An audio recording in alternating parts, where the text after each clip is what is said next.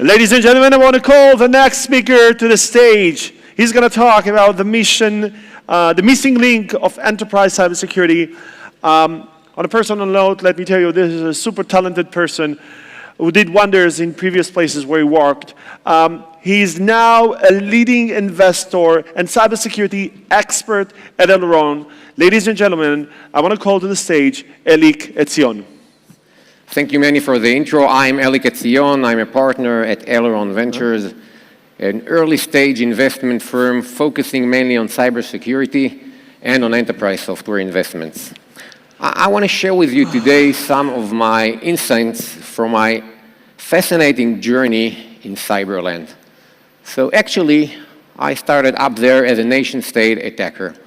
Like a lot of people sitting here and watching, I served in the Unit 8200 in the Israeli intelligence. And I was really privileged to participate and even lead some of Israel's cybersecurity secret operations. Now, those were great days for me.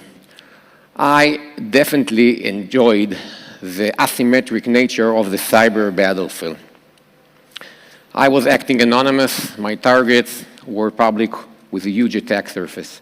I used highly crafted, tailor-made offensive tools, while my targets were using commercial cyber products like the logos here that we could reverse engineer and evade in the lab.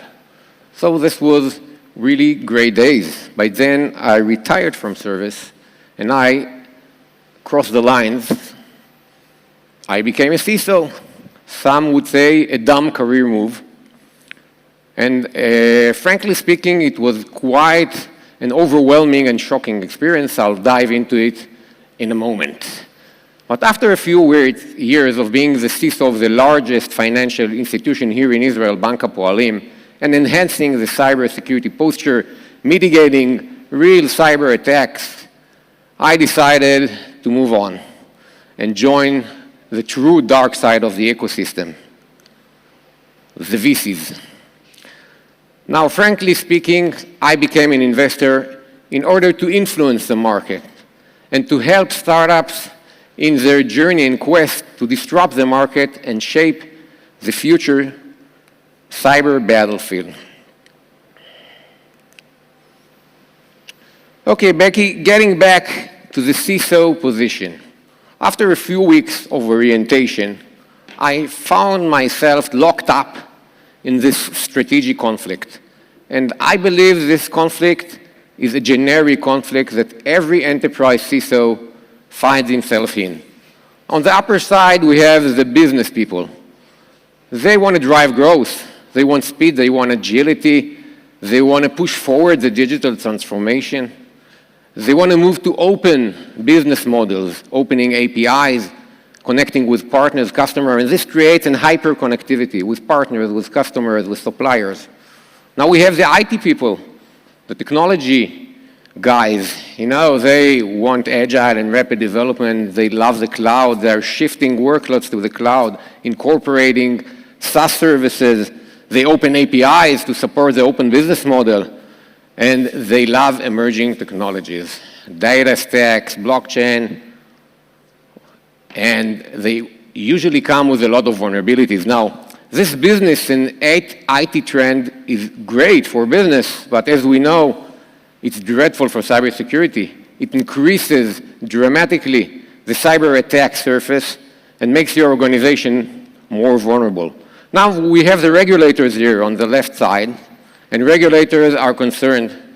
They see the high-risk profile of organizations, especially in regulated industries like banks and healthcare, and they intensify the regulation. So as a CISO, I had tons of regulations, cyber regulations and privacy regulations, and it really becomes a challenge to comply with the regulation.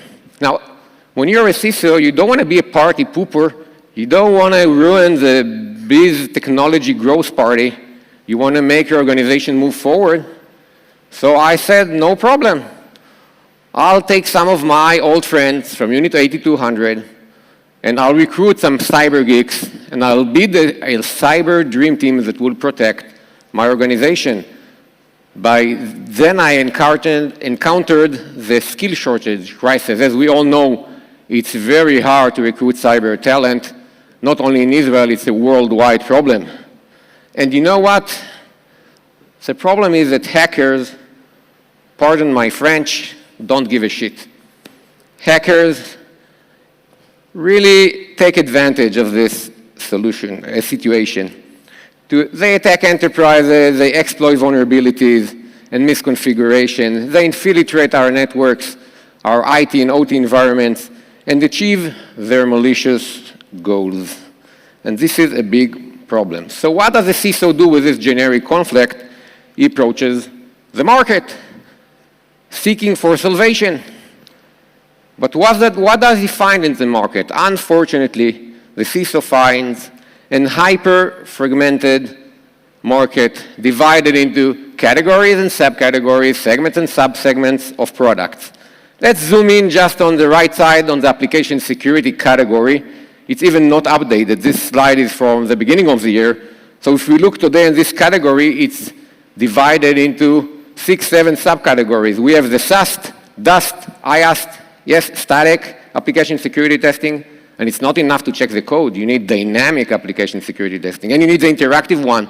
We want to shove input, and don't forget open source and libraries and codes that you bring from vendors. So you have the SCA, it's another subcategory.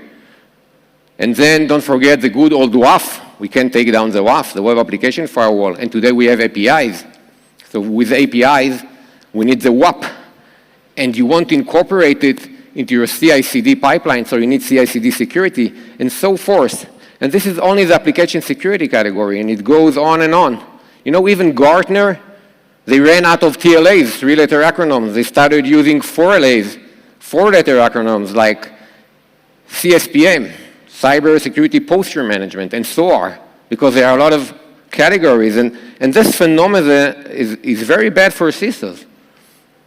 CISOs, actually, we are pushing them into an endless implementation effort. They need to analyze the market with their security teams. They need to choose and validate each product in each category and subcategory the best of breed choice. And they need to integrate all the products together in their SIEM or with Python script, so I don't know how. And then you need to maintain all the security stacks, so you need to automate these processes. So instead of focusing on the important missions of the security teams, identifying the threats, creating an enterprise cybersecurity architecture that is security by design, security by default, responding to your real attacks, security teams are becoming integration and automation factories. And this is a huge problem for CISOs and for security teams. So what do? How does a CISO solve this conflict? So it starts by overworking. And as we all know, overworking never solved any problem. So there must be a solution. So one solution is a cybersecurity platform paradigm. The CISO can shift the paradigm from best of breed and picking different products to purchasing, procuring one of the cybersecurity platform. What is a cybersecurity platform? A cybersecurity platform, take one of the big giants here in the logos on my sides. These security giant firms are creating platforms, usually by M&A deals that they purchase Israeli startups and startups all around the world, gluing them together and creating an integrated solution with central management covering your major risks. So it's quite a conceivable approach, I would say. Instead of being an integration factory, let the big vendors be your integration factory. But I want to raise some questions concerning this approach. First of all, can a platform really cover all your threat landscape?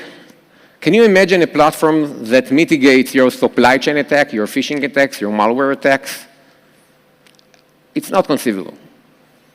Now, another question, can they move these huge platforms to respond to emerging threats? I'm not sure.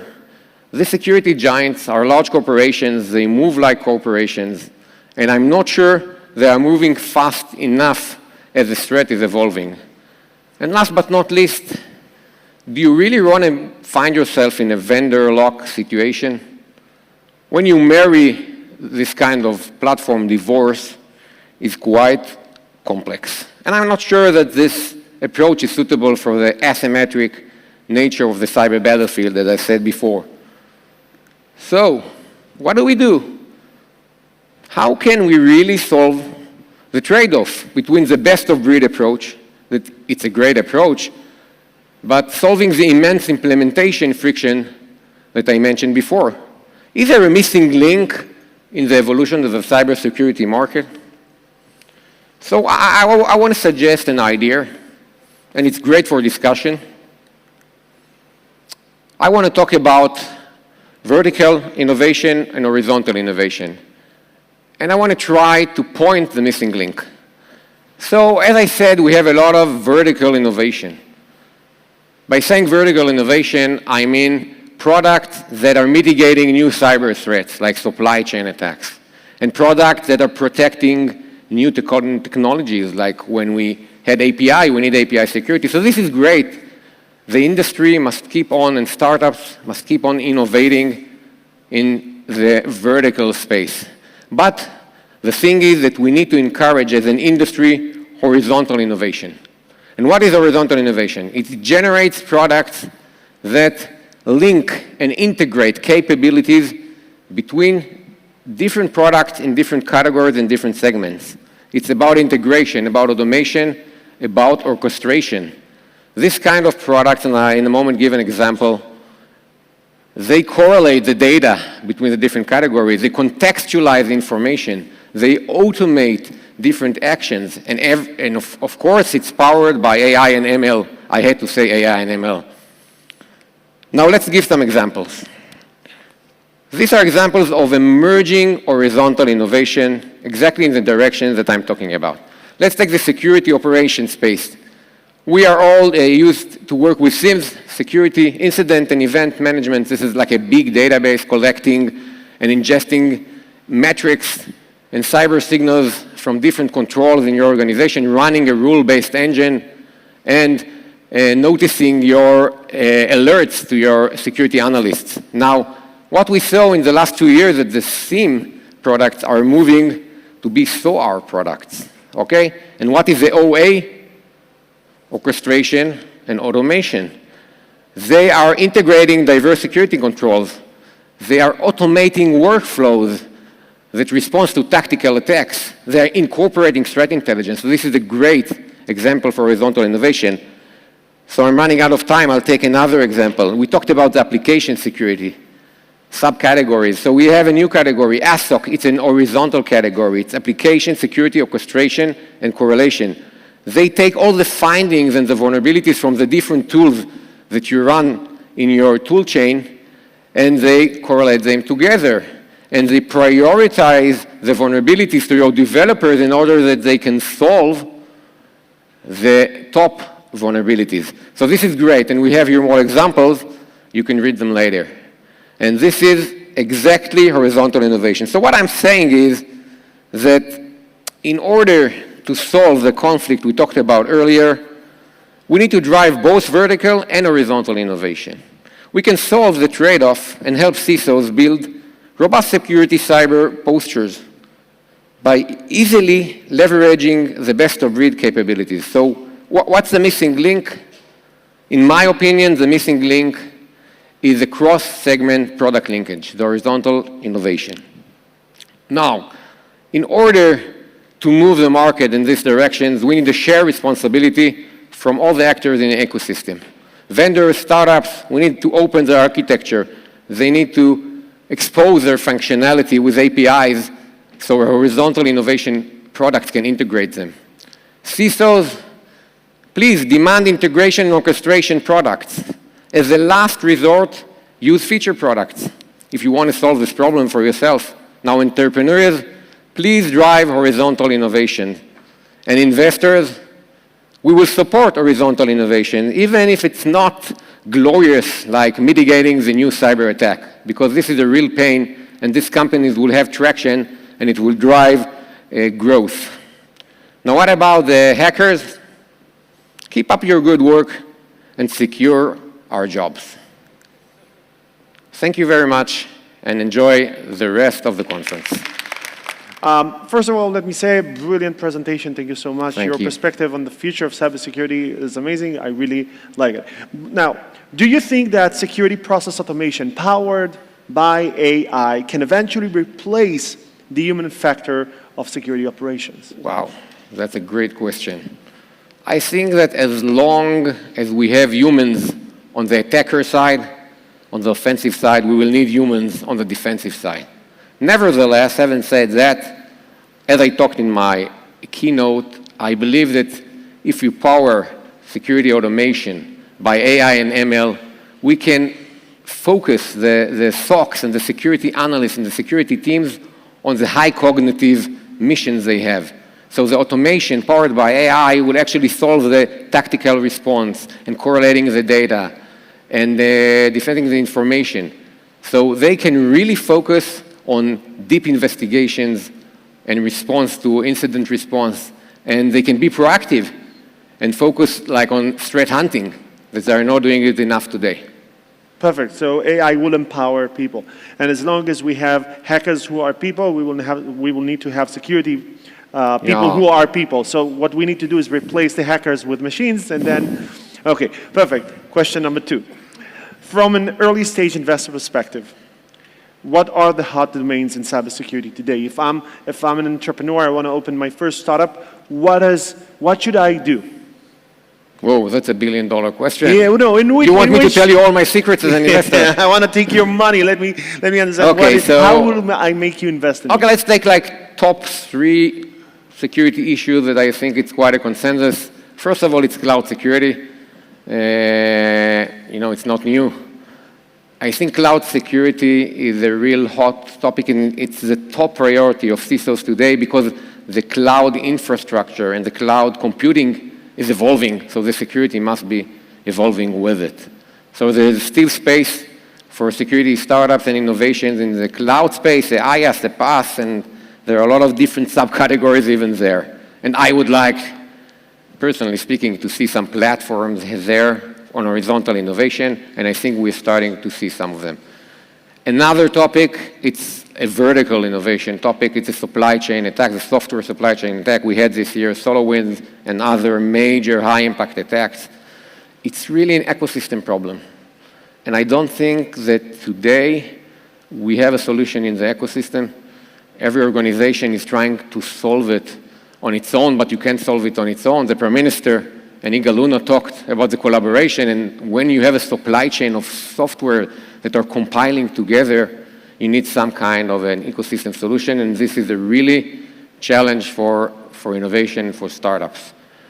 And maybe another tip, we had the IAM category, okay, the identity and access management, the authentication and authorization. So I think we had very great progress in the last years on the authentication part.